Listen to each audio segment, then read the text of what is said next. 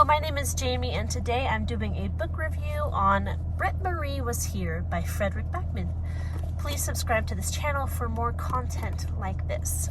This is the third book I've read by Fredrik Backman. It is about Britt-Marie. She went through some difficult things recently, and she is getting out on her own. She found out that her husband was cheating on her, and she left. She just left. She didn't know where she was going, and she didn't know what she would do when she got there. But she ended up in a little town called Borg that's not even really on the map, and nobody wants to live there, but she ended up there.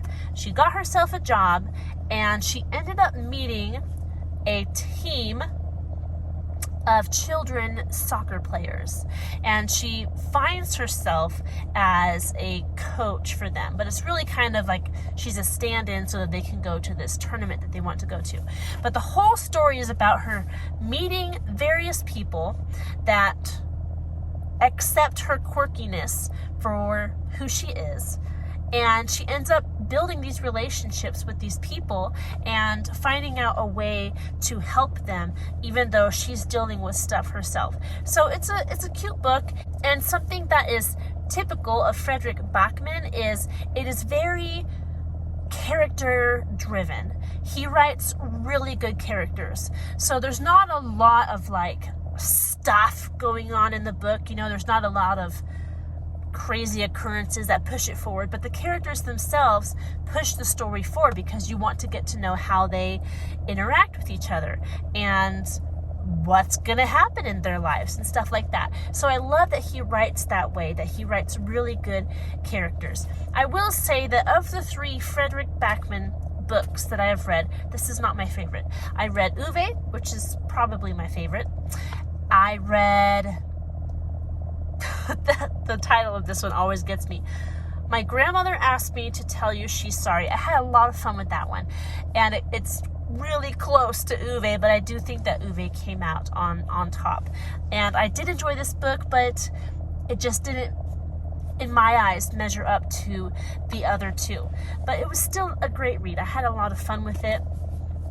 It was only 324 pages, I believe. I looked it up before I started this video. I don't know if that's a lot or a little for you, but 324 pages. It was published in 2014. There are no illustrations unless you count the little ones at the beginning of each chapter, but you can see, I keep accidentally, there you go. You can see what the words and the margins look like. It's a book that you can flow through it. It's not extremely difficult, and it's one that captures the imagination. There is profanity in it. I want to warn you of that. And there is a gay child, which I do not like at all. I don't think children need to be gay in books, so that I did not appreciate at all. But other than those two things, it dealt with real life, you know.